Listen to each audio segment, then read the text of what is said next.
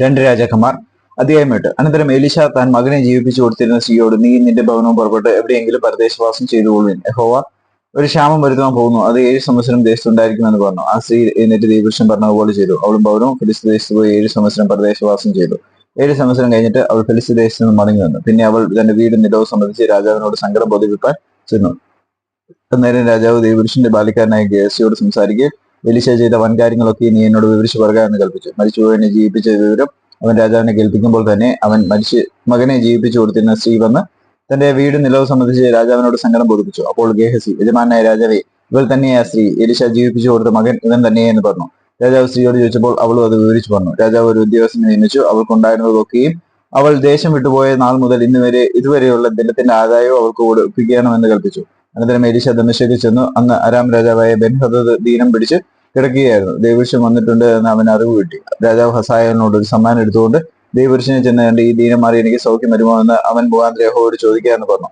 അങ്ങനെ ഹസായേൽ ദമ്മേശേക്കിലെ വിശേഷ വസ്തുക്കളിൽ നിന്നൊക്കെയും എടുത്ത് 40 ഒട്ടക ചുമടുമായി അവനെ ചെന്ന് കണ്ട് അവന്റെ മുമ്പിൽ നിന്നു. നിന്റെ മകൻ അരാം രാജാവായ ബെൻഹദദ് എന്നെ നിന്റെ അടുക്കൽ അയച്ചു, ഈ ദീനം മാറി എനിക്ക് സൗഖ്യം വരുമോ എന്ന് ചോദിക്കുന്നു എന്ന് പറഞ്ഞു. അതിന് എലീശ, നീ ചെന്ന് അവനോട്, നിനക്ക് നിശ്ചയമായിട്ട് സൗഖ്യം വരുമെന്ന് പറയുക, എന്നാൽ അവൻ നിശ്ചയമായി മരിച്ചു പോകുമെന്ന് യഹോവ എനിക്ക് വെളിപ്പെടുത്തി തന്നിരിക്കുന്നു എന്ന് പറഞ്ഞു. പിന്നെ അവന് ലജ്ജ തോന്നുവോളം അവൻ കണ്ണു മുറിക്കാതെ അവനെ ഉറ്റുനോക്കി ദൈവപുരുഷൻ കരഞ്ഞു.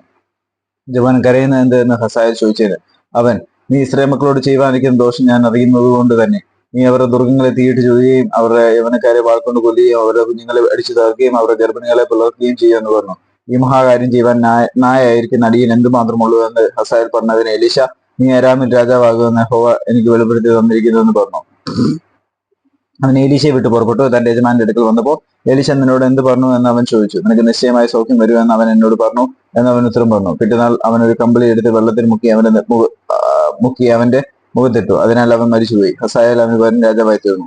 ഇസ്രായേൽ രാജാവായ ആഹാബിന്റെ മകനായ യോരാമിന്റെ 5-ാം ആണ്ടിൽ യഹോശാഫാത്ത് യഹൂദയിൽ രാജാവായിരിക്കുമ്പോൾ തന്നെ യഹൂദ രാജാവായ യഹോശാഫാത്തിന്റെ മകൻ യഹോരാം രാജാവായി.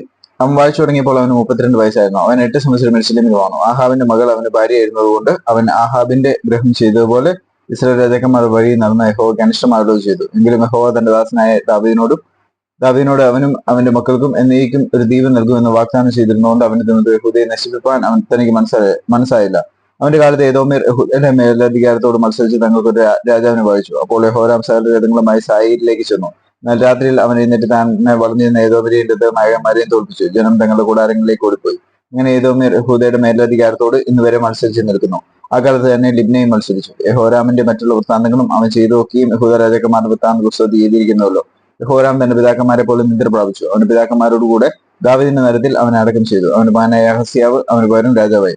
ഇസ്രായേൽ രാജാവായ ആഹാബിന്റെ മകൻ യോരാമിന്റെ 12-ാം ആണ്ടിൽ യഹൂദ രാജാവായ യഹോരാമിന്റെ മകൻ അഹസ്യാവ് രാജാവായി. അഹസ്യാവ് വാഴ്ച തുടങ്ങിയപ്പോൾ അവന് 22 വയസ്സായിരുന്നു. അവനൊരു സംവത്സരം യെരൂശലേമിൽ വാണു. അവന്റെ അമ്മയ്ക്ക് അതല്യ എന്ന പേർ. അവൾ ഇസ്രായേൽ രാജാവായ ഒമ്രിയുടെ പൗത്രിയായിരുന്നു. അവൻ ആഹാബ് ഗൃഹത്തിന് വഴി നടന്ന് ആഹാബ് ഗ്രഹം ചെയ്തതുപോലെ യഹോവയ്ക്ക് അനിഷ്ടമാവുകയും ചെയ്തു.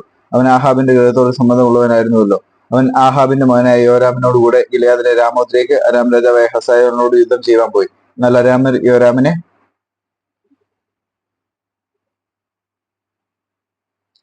മുറിവേൽപ്പിച്ചു. അരാം രാജാവായ ഹസായേലിനോടുള്ള യുദ്ധത്തിൽ രാമിൽ വെച്ച് അരാമിൽ തന്നെ വെട്ടിയ മുറിവുകൾക്ക് ഇസ്രായേലിൽ വെച്ച് ചികിത്സ ചെയ്യേണ്ടതിന് യോരാം രാജാവ് മടങ്ങിപ്പോയി. ആഹാബിന്റെ മകനായ യോരാം രോഗിയാകൊണ്ട് യഹൂദ രാജാവായ യഹോരാമിന്റെ മകൻ അഹസ്യാവ് ഇസ്രായേലിൽ അവനെ കാണുവാൻ ചെന്നിരുന്നു.